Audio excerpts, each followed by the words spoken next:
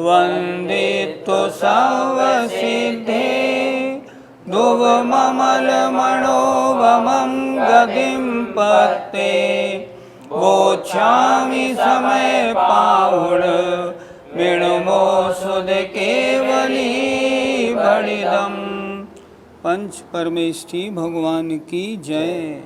3 गाथाएं हो रही हैं, 426, 27, 28। इस तरह कुल गाथा हो जाएंगी 15। एक साथ आचार्य ने लिखी हैं। और आचार्य ने इसमें क्या बताया है? ये बताया है ज्ञान जीव का गुण है, ज्ञान जानता है, अन्य द्रव्य नहीं जानते, क्योंकि अन्य द्रव्य के पास ज्ञान नहीं, इसलिए अन्य द्रव्य ज्ञान रूप परिणमन नहीं कर सकते। आइए गाथा नंबर 426 देखते हैं। अजवसाणं नाणं णहवदि जम्मा अचेदनं नित्यं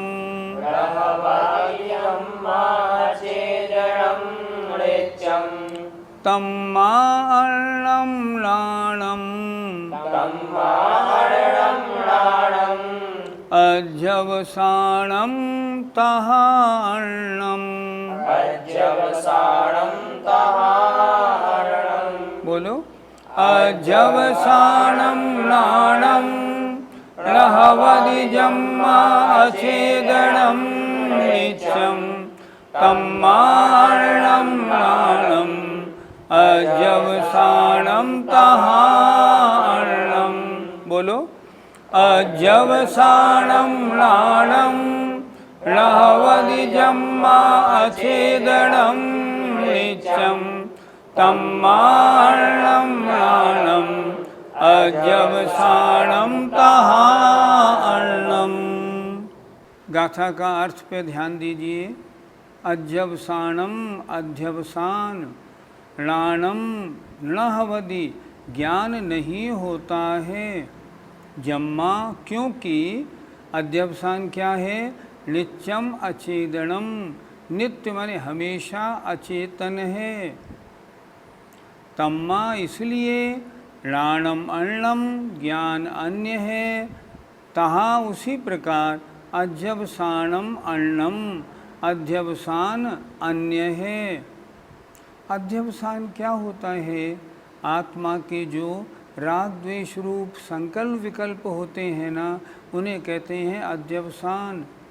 हमारे और आपकी आत्मा में जो राग द्वेष रूप परिणाम, ये करना, ये धरना, वो उठाना, वो रखना, इस तरह के जितने विचार आते हैं, आत्मा में होने वाले विचारों की परिणामों की श्रृंखला, उसका नाम अध्यवसान है। यहाँ आचार्य कह रहे हैं ये अध्यवसान भी ज्ञान नहीं है। क्यों?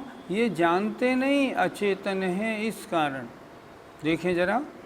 अध्यवसानम नाणम णहवदि, अध्यवसान ज्ञान नहीं होता है। क्यों? क्योंकि अचेतन है। अध्यवसान जानते नहीं। और नित्य अचेतन है, कभी चेतन कभी अचेतन, ऐसा भी नहीं। तम्मा इसलिए, राणम अर्णम ज्ञान अन्य है, अध्यवसानम तहाँ अर्णम तथा अध्यवसान अन्य है। ज्ञान अलग, अध्यवसान अलग। ज्ञान जानता है, अध्यवसान जानते नहीं। अर्थ देखें। अध्यवसान और ज्ञान एक नहीं है, क्योंकि अध्यवसान नित्य अचेतन है, जड़ है, इसलिए ज्ञान भिन्न वस्तु है और अध्यवसान उससे भिन्न वस्तु है, ऐसा जिन भगवान कहते हैं। पंडित जी, अध्यवसान क्या होता है? जीव जब अपने स्वभाव में रमण न करता हुआ बहिरंग पदार्थों की ओर जाता है, उनमें राग द्वेष आदि विकल्प करता है, अच्छे हैं बुरे हैं, इष्ट हैं अनिष्ट हैं, मनोज्ञ हैं अमनोज्ञ हैं, ऐसी जो विचारों की श्रृंखला, ऐसी जो परिणामों की जो श्रृंखला है, उसका नाम अध्यवसान है। अध्यवसान हमारे और आप में निरंतर होते रहते हैं। कौन करता है? आत्मा ही तो करता है। जब आत्मा अध्यवसान का करने वाला है तो अध्यवसान जीव क्यों नहीं है? अध्यवसान राग द्वेष आदि परिणाम ये आत्मा में क्यों हुए? कर्म उदय के कारण हुए। क्या ये आत्मा के स्वभाव है? नहीं, आत्मा के स्वभाव नहीं। अगर आत्मा के स्वभाव मान लोगे तब तो सिद्धों में भी होंगे। सिद्ध भगवान में राग द्वेष काम क्रोध कुछ भी अध्यवसान नहीं होते। इससे ये सिद्ध हुआ ये अध्यवसान आत्मा के स्वभाव नहीं, ये कर्म के कारण होने वाले हैं। यद्यपि राग द्वेष आदि परिणाम चेतनात्मक हैं, लेकिन फिर भी इनमें ज्ञान गुण नहीं होता। राग द्वेष आदि अन्य पदार्थ को जानते नहीं, ये आत्मा के विभाव परिणाम हैं। आत्मा का ज्ञान गुण अलग और ये राग द्वेष आदि परिणाम अलग, इनमें जानने की शक्ति नहीं। ज्ञान इनको तो जानेगा, ये ज्ञान को नहीं जान सकते। इसलिए आचार्य कह रहे हैं अध्यवसान चाहे आत्मा के परिणाम हो फिर भी ज्ञान शून्य है। ज्ञान तो आत्मा का गुण है, आत्मा का स्वभाव है, इसलिए आत्मा में पाया जाता है। पंडित जी, जीव अध्यवसान से रहित कब होता है? जब तक आत्मा शुभोपयोगी अशुभोपयोगी रहता है, निरंतर अध्यवसान होते रहते हैं। जब इनसे छूटकर शुद्धोपयोग में आत्मा आता है और जब परम शुद्ध आत्मा का चिंतन करने में लगता है, उस समय राग द्वेष रूप विकल्प की परंपरा शांत हो जाती है। उस समय फिर अध्यवसान नहीं होते, अध्यवसान रहित अवस्था बन जाती है। ये अवस्था कब बनती है? ये अवस्था शुद्धोपयोग में मुनि महाराजों के बनती है। किन्हीं आचार्यों के अनुसार 7वें गुणस्थान से 12वें गुणस्थान तक, और करणान योग की अपेक्षा देखें तो 11वें और 12वें गुणस्थान में जहाँ कषाय समाप्त हो जाती हैं, वहाँ फिर कषाय संबंधी विकल्पों का क्या काम? 11-12वें गुणस्थान में कषाय नहीं, कषाय संबंधी विकल्प अध्यवसान भी नहीं, ऐसा समझो। 426 का पद्यानुवाद देखिए। होता न ज्ञान यह अध्यवसान सारा, वो जानता न कुछ भी जड़ का पिटारा। बोले जिनेश वह अध्यवसान न्यारा, चैतन्य धाम यह ज्ञान प्रमाण प्यारा। आत्मा में जो अध्यवसान होते हैं वो कुछ भी नहीं जानते, वे तो जड़ के पिटारे हैं, उद्गल के उदय के कारण आत्मा में हुए हैं, पर आत्मा के ज्ञान गुण से भिन्न हैं। ये तो जो चारित्र मोहिनी कर्म है उसके कारण होने वाले परिणाम हैं, इनका ज्ञान से कोई लेना देना नहीं। वो ज्ञान तो चैतन्य में पाया जाने वाला प्रमाण रूप होता है, जो सबको जानने का कार्य करता है। गाथा नंबर 427 देखिए। जम्मा जान दिणेचम, जम्मा जान दिणेचम, तम्मा जीवो दुजान गोणाणी। तम्मा जीवो दुजान गोणाणी। प्राणं च जायणादो, प्राणं च जायणादो, प्राणं च जाणयादो, प्राणं च जाणयादो। अवधिरितं मुनेदवम्, अवधिरितं मुनेदवम्। बोलो। जम्मा जान दिणेचम, तम्मा जीवो दुजान गोणाणी। प्राणं च जाणयादो, अवधिरितं मुनेदवम्। बोलो। जम्मा जान दिणेचम, तम्मा जीवो दुजान गोणाणी। प्राणं च जानयादो अवदिरितं मुनेदवम्। शब्दार्थ देखें। अभी तक पिछली ज्ञानशालाओं में ये चर्चा हुई थी, ये ज्ञान नहीं है, ये जीव नहीं है, इनका काम जानना नहीं है। अब बता रहे हैं ये जानना किसका काम है, उसको इस गाथा में बता रहे हैं। जम्मा क्योंकि नित्यम जानदी नित्य जानता है। कौन? जीवो जीव। तम्मा इसलिए रानी जाणगो ज्ञानी ज्ञायक है, या जीव ज्ञायक है, ज्ञानी है। राणम च जायणादो ज्ञान और ज्ञायक से उस जीव को अवदिरितम अभिन्न मुनिदब्बम जानना चाहिए। ज्ञान आत्मा एक ही बात, आत्मा और ज्ञान एक ही बात। आत्मा गुणवान है, ज्ञान गुण है, और ज्ञान गुण वाला होने से आत्मा ज्ञायक है। आत्मा में ज्ञान और ज्ञायकपना हमेशा पाया जाता है। जीव है तो ज्ञान और ज्ञायकपने से अभिन्न जानो। फिर देखें एक बार। जम्मा क्योंकि नित्यम जानदी, नित्य माने सदैव जानता है। तम्मा इसलिए जीवो जीव जाणगो ज्ञायक है, जानने वाला है। राणी ज्ञानी है। राणम च जायणादो, और कैसा है जीव? ज्ञान और ज्ञायकपने से वह अभिन्न है। कभी ज्ञान ज्ञायकपने से वो रहित नहीं हो सकता, ऐसा जानना चाहिए। जीव जबकि सदा जानता है, इसलिए जीव ज्ञायक है, वह ज्ञानी है, और ज्ञान उस ज्ञायक से अभिन्न है, ऐसा जानना चाहिए। कोई द्रव्य किसी भी अवस्था में हो, किसी भी पर्याय में हो, अपने गुणों से कभी रहित नहीं हो सकता। ज्ञान जीव का गुण है। अब जीव चाहे आत्मा सिद्ध पर्याय को प्राप्त करे या निगोदिया पर्याय में रहे, पेड़ पौधा बन जाए या वायु रूप में पैदा हो जाए, किसी रूप में आत्मा रहे, लेकिन उसका ज्ञान गुण और ज्ञायकपना हमेशा रहेगा।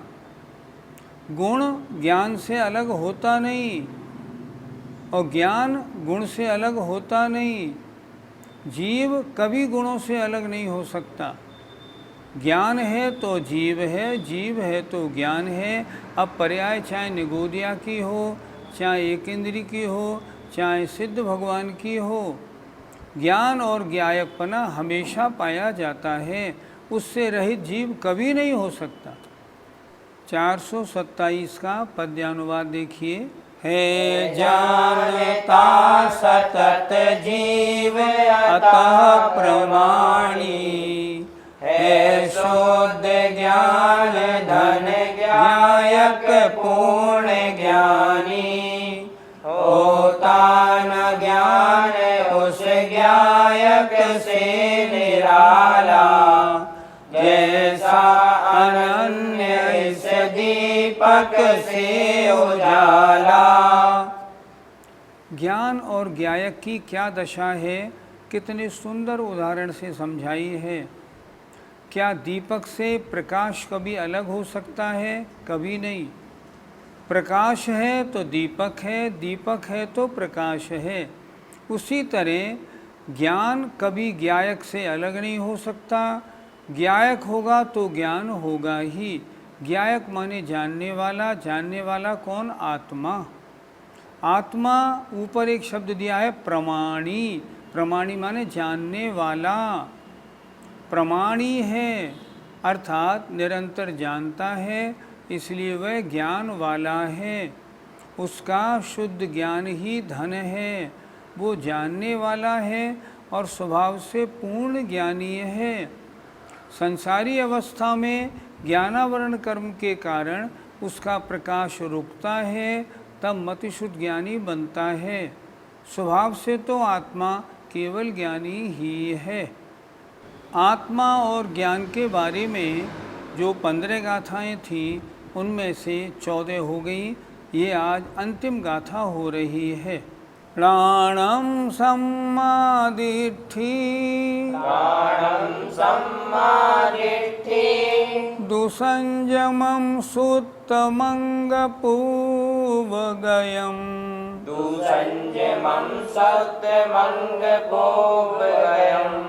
धम्मा धम्मं च तः पवज्जम् अम्बुवेन्ति बुहा पवज्जम् अम्बुवेन्ति बुहा।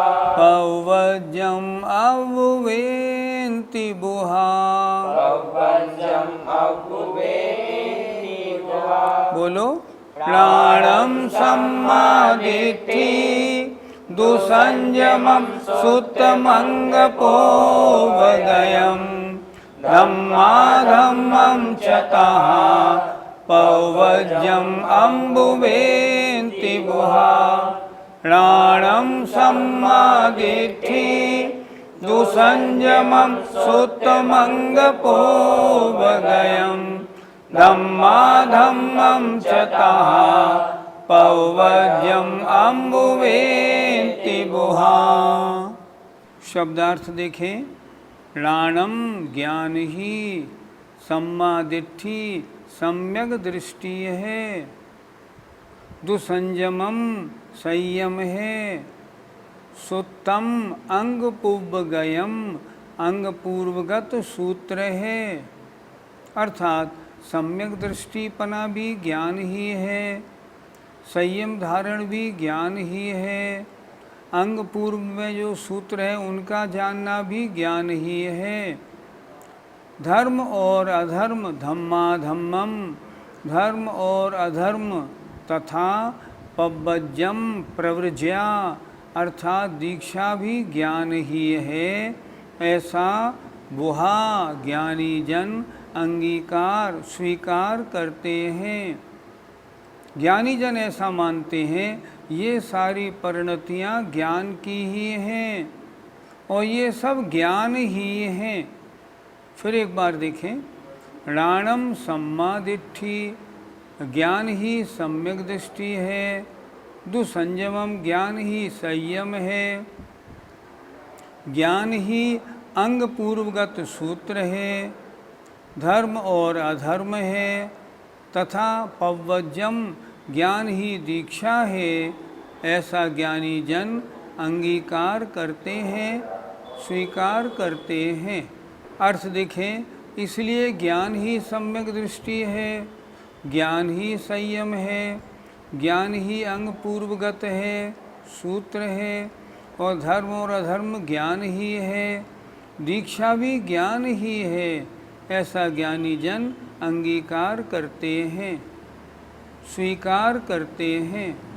ज्ञानी को सम्यक दृष्टि कैसे कह दिया? तत्वार श्रद्धानम सम्यक दर्शनम। जो आत्मा 7 तत्वों का अपने आत्मा का यथार्थ श्रद्धान करता है वह सम्यक दर्शन है, आत्मा सम्यक दृष्टि है। सोचें, तत्वों का या आत्मा का सच्चा श्रद्धान करना भी तो ज्ञान की ही परिणति है। आत्मा 7 तत्वों के बारे में जैसा का तैसा मानने लगे, क्या ये ज्ञान का परिणमन नहीं? ये ज्ञान का ही तो परिणमन है। इसलिए सच्ची दृष्टि क्या है, सम्यक दृष्टि क्या है? ये भी ज्ञान का परिणमन ही है। अगर आत्मा में से ज्ञान गुण निकाल लें तो फिर सब अजीब गुण रह जाएंगे। इसलिए सम्यक दर्शन सच्चा श्रद्धान होना भी ज्ञान का परिणमन है। पंडित जी, संयम को ज्ञान क्यों बताया? संयम 2 प्रकार का, इंद्रिय संयम और प्राणी संयम। 5 इंद्रिय और मन को वश में रखना, 6 काय के जीवों की रक्षा करना, इसका नाम संयम है। तो 5 इंद्रियों को मैं वश में रखूं या छह काय के जीवों की रक्षा करूं, ये भी तो ज्ञान का ही परिणमन है। मुझे इन जीवों की रक्षा करनी है, मुझे इंद्रियों मन को वश में रखना है, ये ज्ञान नहीं तो किसका परिणमन है। जब ज्ञान का इस रूप परिणमन होता है तब संयम या चारित्र कहलाता है। इसलिए संयम भी ज्ञान ही है। ज्ञान से रहित संयम कुछ भी नहीं है। धर्म और अधर्म को ज्ञान कैसे कहा? यह कार्य धर्म अर्थात पुण्य रूप है, यह कार्य अधर्म अर्थात पाप रूप है, ये भी तो ज्ञान का परिणमन है। ज्ञान से ही तो आत्मा जानता है कि ये हेय है, ये उपादेय है, ये करने योग्य है, ये करने योग्य नहीं है। सुबह से शाम तक हमारी आत्मा बोलती है ये कार्य करो, तब हम उस कार्य को करते हैं, तो ये भी तो ज्ञान गुण का ही परिणमन हुआ। इसलिए पुण्य और पाप रूप परिणमन होना भी ज्ञान का ही परिणमन है। पंडित जी, दीक्षा को ज्ञान का परिणमन कैसे माना जाए? मुझे राग द्वेष रूप इच्छाओं का निरोध करना है, मुझे इनसे हट करके अपनी आत्मा में आना है, ये किसका परिणमन है? अगर आत्मा ऐसा जानेगा नहीं, ज्ञान गुण का परिणमन ऐसा नहीं होगा, तो इच्छाओं का निरोध कैसे होगा? मैं किस प्रकार इच्छाओं का निरोध करूं? कैसे इच्छाओं का निरोध किया जाता है? ये ज्ञान का ही तो परिणमन है। इसलिए आचार्यों ने प्रवृज्या माने इच्छा निरोध, मुझे इनसे बचना है, यही तो दीक्षा है। और ये दीक्षा ज्ञान का परिणमन है। ज्ञानी अपने मन में सोचता है मैंने मुनि दीक्षा धारण की है तो ये कार्य करने हैं, ये कार्य नहीं करने हैं, ये ज्ञान का ही तो परिणमन हुआ। इसलिए दीक्षा भी ज्ञान का ही परिणमन है, दीक्षा भी ज्ञान ही है। गाथा 428 का पद्यानुवाद। विज्ञान संयम सुदर्शन है सुहाता, ओ द्वादशांग श्रुत पूर्ण वही कहता। विज्ञान साधुपन धर्म अधर्म भी है, ऐसा सदैव कहते बुध ये सभी है। बुध माने सभी ज्ञानी यही कहते हैं, चाहे विज्ञान हो, संयम हो, चाहे सुदर्शन हो अर्थात सम्यक दर्शन हो, द्वादशांग श्रुत का ज्ञान हो, या साधुपना हो, या धर्म और अधर्म हो, ये सब ज्ञान के ही परिणमन हैं और ये आत्मा में ही है और आत्मा का गुण ज्ञान है। इसलिए संयम आदि सम्यक दर्शन आदि को ज्ञान कहा है। जय जिनेंद्र। इस कार्यक्रम के पुण्यार्जक हैं मानक चंद, कमला देवी, राकेश कुमार नीतू, ऋषभ सौम्या एवं Ayushi Musharraf, B123 Sethi colony Jaipur, Premchand Vijay Lakshmi Ajmera Jaipur, Ashok Rajlakshmi Pandya Jaipur, Sunil Renu Kasliwal New Delhi. Shri Parasnath re rolling mills limited, Durgapur 1, Bardhaman Paschim Bengal. Amita Jain wife of Anil Kumar Jain, Sangeeta Jain wife of Vipin Kumar Jain, Kalpana wife of Anil Pannalal ji Dahale, Shweta wife of Swapnil Anil Dahale, Pranila wife of Neeraj Subhash ji Palsapure, Tanish Shreya Kshitij, Peshwe plot Yavatmal Maharashtra, Sunil Kantilal Jain, Sushma Sunil Jain, Sujeet Sunil Jain, 1 Shanti apartment, plot number 184 N5, Savarkar Nagar, Aurangabad Maharashtra.